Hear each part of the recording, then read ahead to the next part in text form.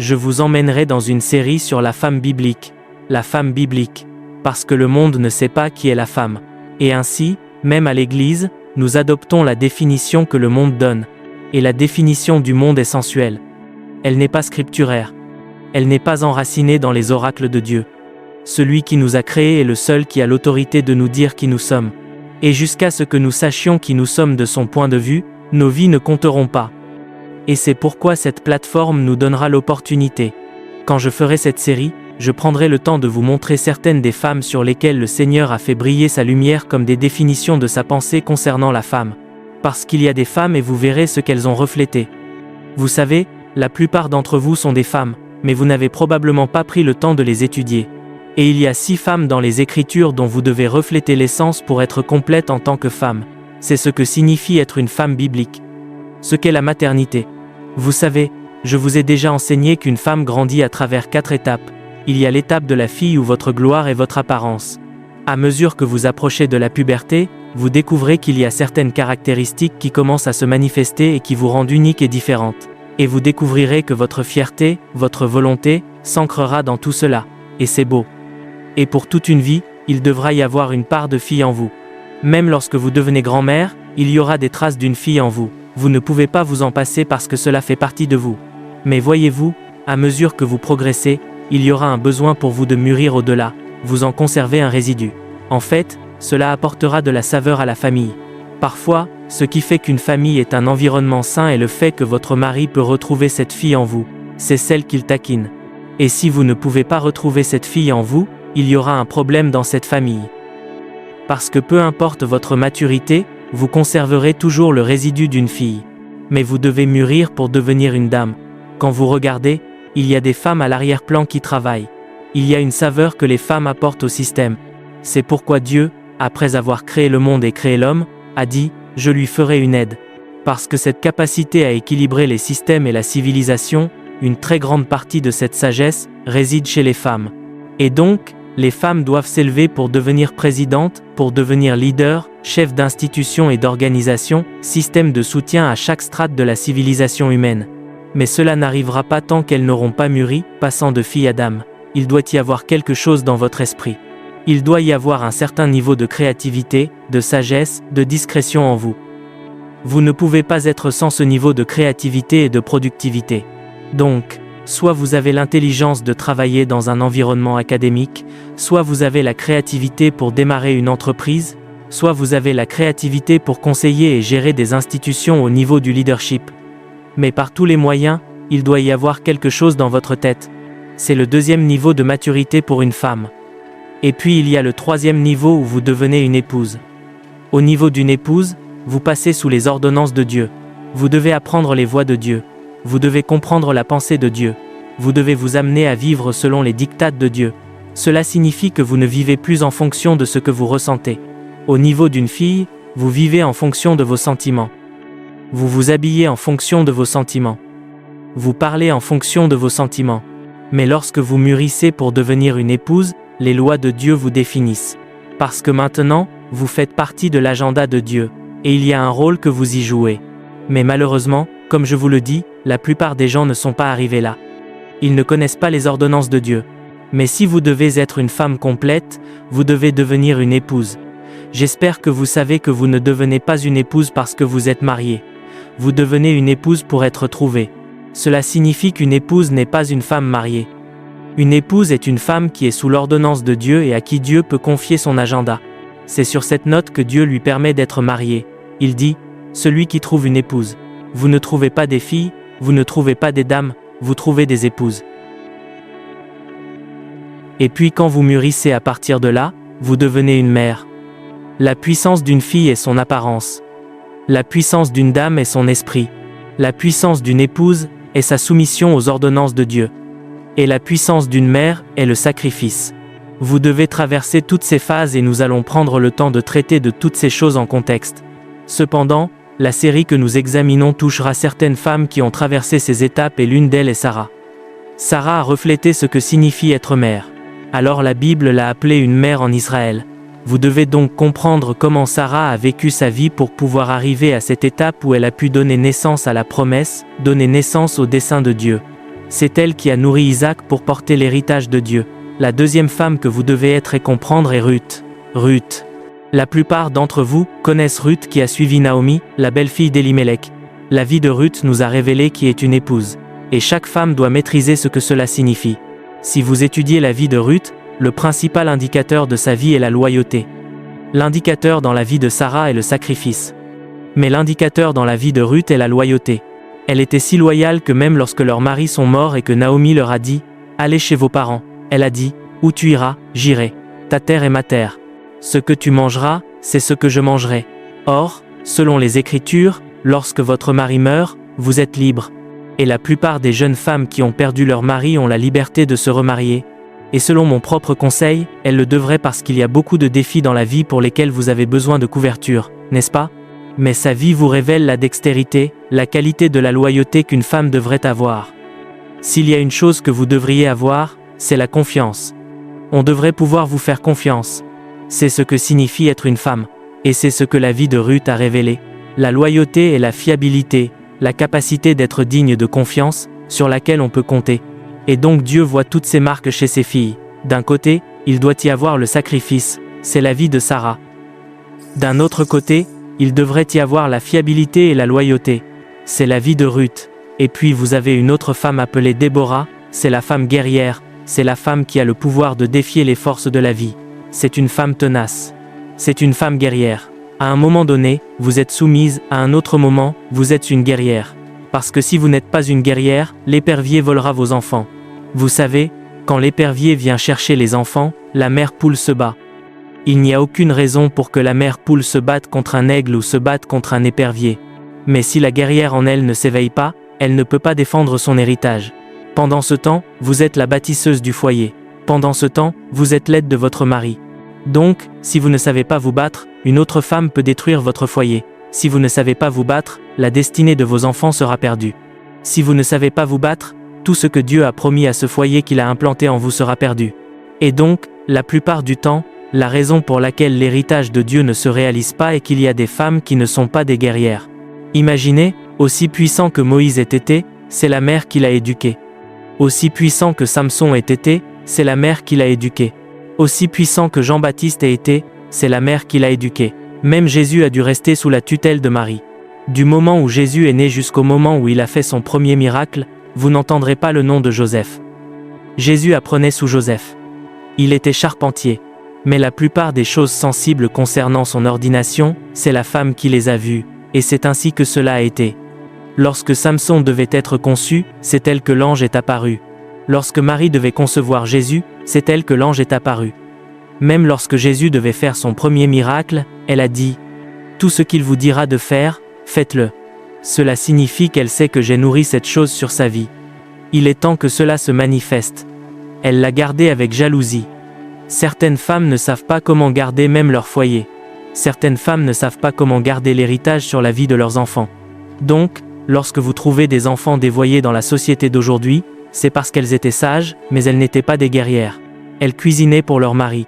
Elles satisfaisaient leur mari, mais les enfants devenaient dévoyés.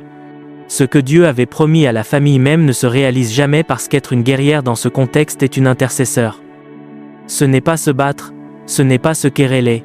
Vous devez maîtriser comment canaliser votre émotion vers l'autel. Votre ventre n'est pas seulement physique, il est aussi spirituel. Et donc, au lieu d'utiliser votre énergie pour argumenter, pour parler, pour les commérages, vous devriez avoir une place sur l'autel. Toute femme doit être une travailleuse. Si vous ne travaillez pas, votre mari n'accomplira pas son dessein. Si vous ne travaillez pas, vos enfants n'accompliront pas leur dessein.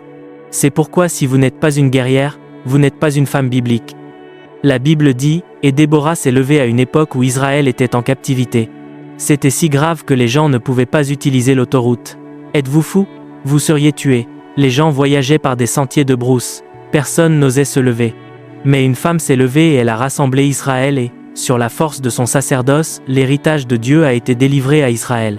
Donc, en tant que femme guerrière, vous devez avoir une place sur l'autel, et insister pour que tout ce que Dieu a dit au sujet de vos enfants, de votre mari, et de votre famille se réalise.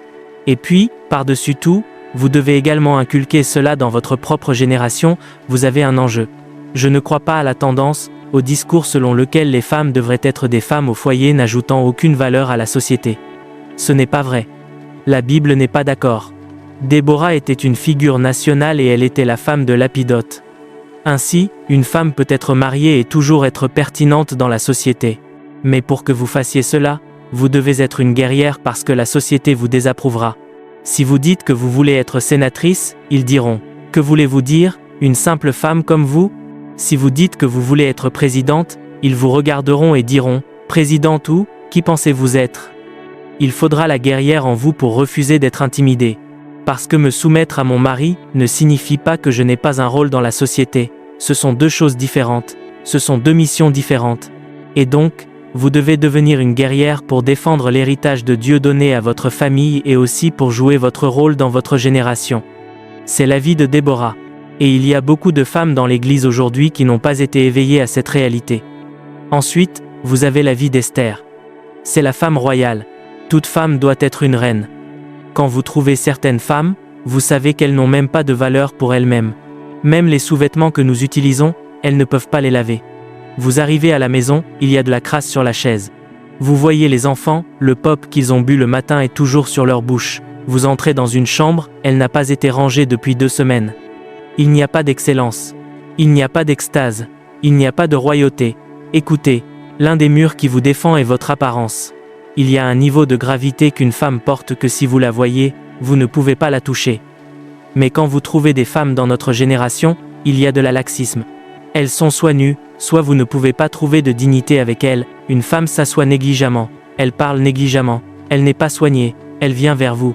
Il y a toutes sortes d'odeurs et vous vous demandez, qui est-ce ? Quelqu'un se bat quelque part, vous êtes là, cela ne devrait pas être vous. Voyez, il devrait y avoir de la noblesse.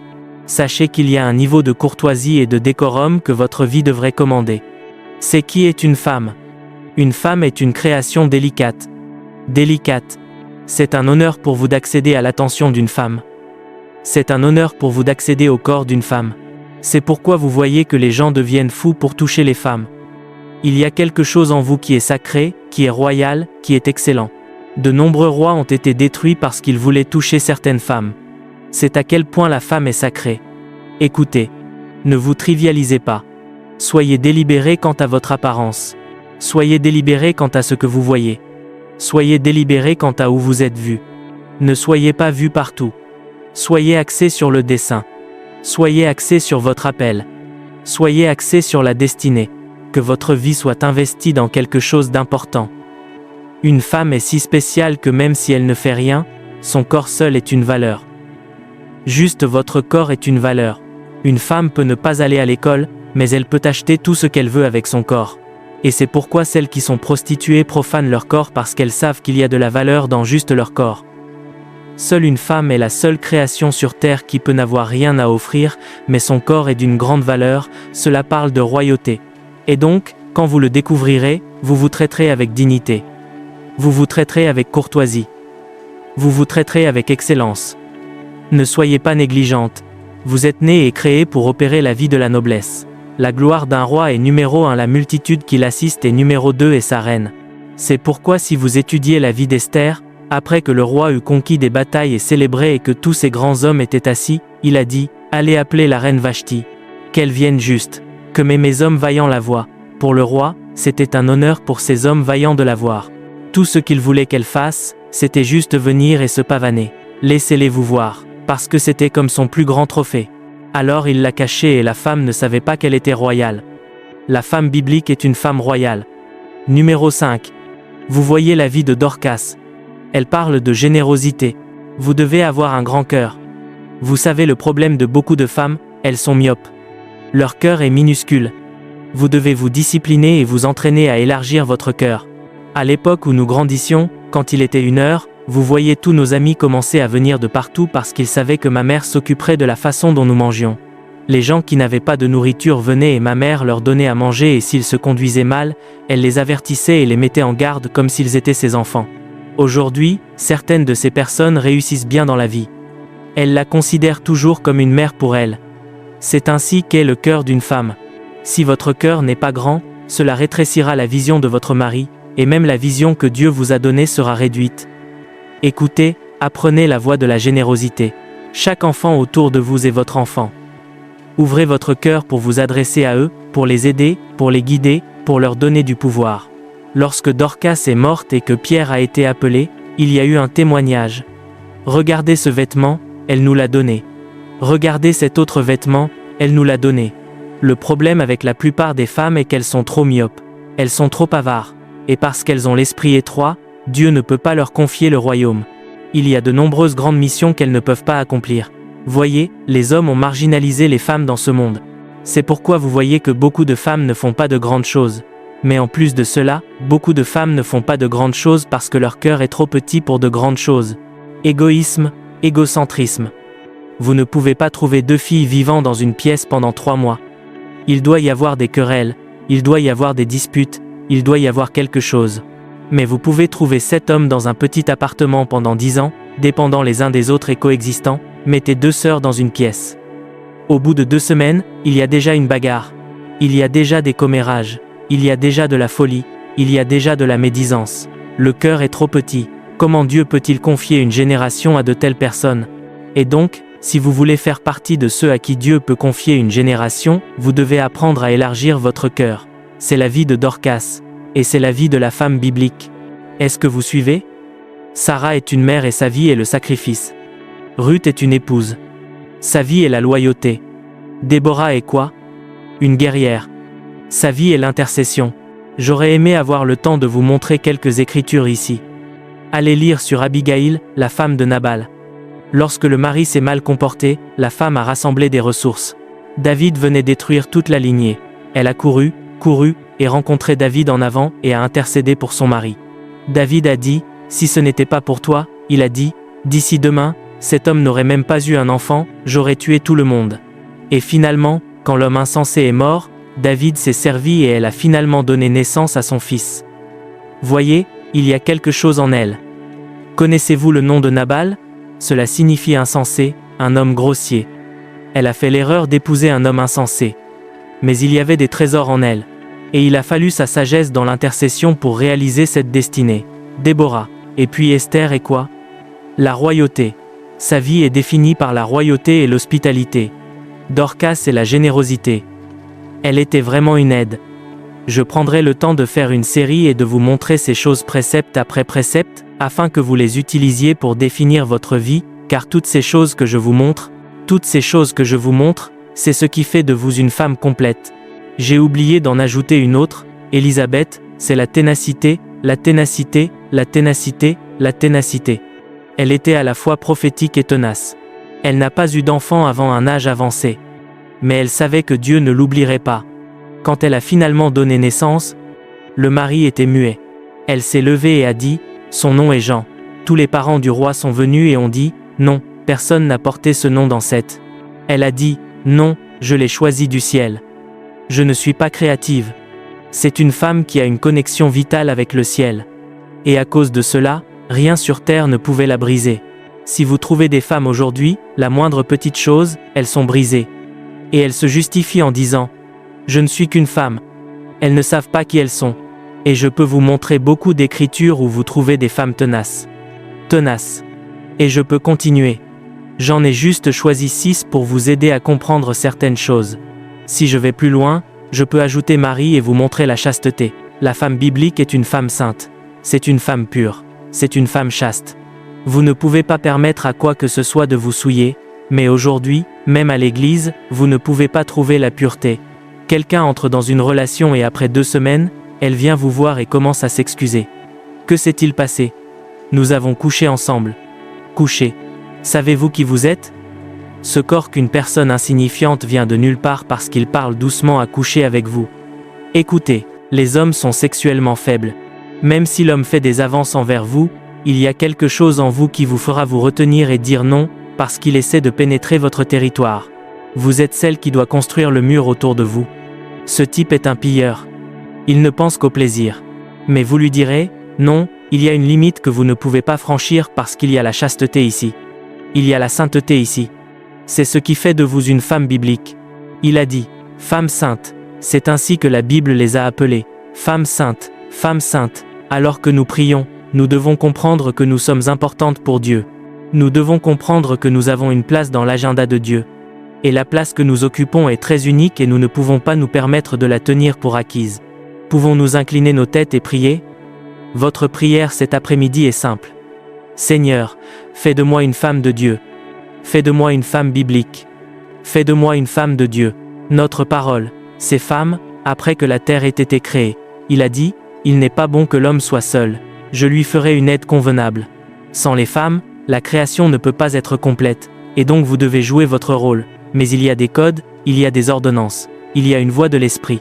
Il y a des ordres écrits que votre vie doit refléter afin de devenir cette femme sur laquelle Dieu peut compter. Fais de moi une femme de Dieu. Il a dit de même les femmes saintes. Je dois être une sainte femme de Dieu. Que les saveurs des femmes, les matriarches d'autrefois, qui représentaient l'agenda de Dieu, vivaient sous ses ordonnances et reflétaient son dessein. Que ces saveurs viennent sur ma vie. Tout comme Sarah était connue comme mère en Israël, tout comme Déborah était connue comme la femme guerrière, elles ont combattu pour défendre l'héritage de Dieu. Ruth était définie par la loyauté, l'engagement envers les ordonnances de Dieu. Quelle beauté sa vie a démontré. Elle est devenue la mère de d'Isaïe, la femme de Boaz. Et c'est Isaïe qui est devenu le père David le roi. Des choses sont enfermées en vous, mais il y a un devenir pour que ces choses trouvent leur expression. La Bible a parlé avec grâce d'Esther la reine. C'est par son statut royal qu'elle a délivré Israël. Israël aurait été anéanti. Bien que Mardoché ait été un intercesseur, mais il a fallu Esther parce qu'il y a un endroit où la femme peut entrer en raison de votre royauté. Il y a des couloirs où vous pouvez entrer que peu d'autres ne peuvent pas. Quand elle s'est tenue devant le roi, la Bible dit que le roi a trouvé faveur en elle et a dit « Tout ce que tu veux, je te le donnerai, même jusqu'à la moitié du royaume ». Elle n'a pas demandé de diamants. Elle n'a pas demandé de bijoux parce qu'elle était déjà royale. Sa valeur n'était pas dans un collier. Elle a demandé la vie des Israélites. Nos femmes aujourd'hui ne sont intéressées que par les créateurs de mode. Il n'y a rien de mal à avoir l'air bien. Mais êtes-vous royal? Quelles sont les choses qui définissent votre valeur? C'est pourquoi la plupart d'entre elles sont des prostituées pour de l'argent. Elles sont nues pour l'acceptation. Esther savait qu'elle était royale. Elle aurait pu demander un royaume. Elle aurait pu demander des diamants. Elle aurait pu demander de l'or. Mais elle a dit, « Sauvez Israël. Il y a un édit selon lequel mon peuple devrait être anéanti. » Et à cause d'elle, Israël, le peuple de Dieu, a survécu. Nous avons entendu parler d'Élisabeth, une femme prophétique qui connaissait le cœur de Dieu pour sa famille. Quand Jean est né, elle a dit, « Son nom sera appelé Jean. Je sais ce que Dieu veut faire. Je ne suis pas naïve, je connais le cœur du Père. » Nous avons entendu parler de Marie, la mère de Jésus notre Seigneur. Il y avait une vierge là. Il a dit, « Le Saint-Esprit viendra sur toi. La puissance du Très-Haut te couvrira de son ombre. Cet enfant qui sera formé en toi, sera appelé le Fils du Très-Haut. Le Saint-Esprit viendra sur vous. » La raison pour laquelle beaucoup de femmes n'enfantent pas de choses est que le Saint-Esprit ne peut pas venir sur elles. Comment le Saint-Esprit peut-il venir sur vous si votre tabernacle est souillé? Son vêtement était pur, son corps était gardé. Une génération où les femmes abandonnent leur virginité pour la folie. Quelle honte! La femme biblique doit émerger. Merci Père. Vous qui êtes ici et vous qui êtes connectés en ligne, écoutez, nous ne faisons pas ce que nous faisons juste pour dire que nous aussi, nous avons une branche de ministère pour les femmes. Dieu nous a envoyés pour élever des croyants matures, et nous avons reconnu le rôle sensible que représente ce genre. Lorsque Dieu a créé l'homme, la Bible dit, mâle et femelle, il les créa tous les deux. L'homme ne peut pas accomplir l'agenda de Dieu seul. Il doit y avoir l'équilibre de la femme. Je prie pour vous aujourd'hui. Je prie pour vous aujourd'hui. Tout ce qui vous empêche d'être une aide convenable est enlevé aujourd'hui. Je prie pour vous aujourd'hui. Tout ce qui dans votre vie vous empêche d'être une bénédiction pour vous-même, votre famille et votre génération est enlevé même maintenant. Et je décrète sur vous que les forces de l'homme déchu, qui réduisent sa puissance et sa gloire, et qui agissent puissamment dans cette génération ne trouveront pas d'expression dans votre vie. Amen. Le Seigneur fait de vous une bénédiction et une joie pour de nombreuses générations. Par vous, l'héritage de Dieu dans votre famille, votre nation et votre génération sera préservé.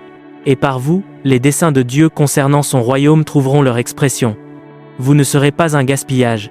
Vous ne serez pas une personne insignifiante. Vous laisserez votre marque dans votre génération. Et de vous, des rois naîtront. Les puissants s'élèveront. La gloire du Seigneur sera vue. Je prie particulièrement pour la dimension guerrière. Il y a tellement de vide que les femmes ne peuvent pas occuper à cause des forces qu'il y a. Je me souviens d'Anne, quand il y avait besoin d'un enfant, La Bible dit qu'elle a prié et travaillé et c'est à cause d'elle que Samuel a émergé. Nous avons besoin de femmes pour combler les lacunes. Il y a trop de lacunes que les hommes ne peuvent pas combler. Mais il faudra le mouvement de l'esprit à travers la puissance, la ténacité, l'ardeur, pourtant vêtue d'humilité, pour que cela se produise. Je prie pour vous. La main de Dieu fait de vous une réponse pour votre génération. Qu'il en soit ainsi écrit. Qu'il en soit ainsi établi au précieux nom de Jésus. Vous êtes censés avoir la communion. Nous allons donc nous rassembler. Quand vous rentrerez chez vous, passez du temps à prier. Je ferai cette série, et je la transformerai en livre, afin que beaucoup la lisent. Parce qu'il y a un vide, le monde deviendra meilleur si les femmes bibliques émergent. Il y en a trop peu parmi vous, trop peu au gouvernement, trop peu dans le ministère, trop peu dans le leadership. Nous devons combler le vide et cela ne vous sera pas donné par don. Croyez-moi, cela sera gagné. Je vous le dis, il faudra se battre pour cela. Ce sera pris. Non pas en enfreignant les lois, mais par les valeurs du royaume.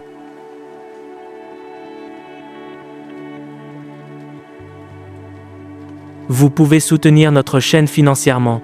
Chers spectateurs, pour permettre à toute notre équipe de développer de nouveaux projets et d'améliorer la qualité de notre production, votre contribution est vitale.